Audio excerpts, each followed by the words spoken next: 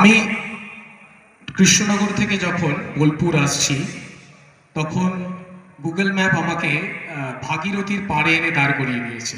সামনে ভাগীরথী নদী বইছে, সেইখানে আমি ভাগীরথী পার হবো কি করে আমি বুঝতে পারছিলাম না, মানে প্রথমবার আসছি নদী আমি। তখন আমায় বললো যে বোটে করে গাড়ি পার হবে। তখন তিনজন মানুষ আমায় খুব সাহায্য করেছিলেন। সেই নিয়ে কবিতাটি, ছোট্ট কবিতা। কবিতার নাম মনে রাখবে।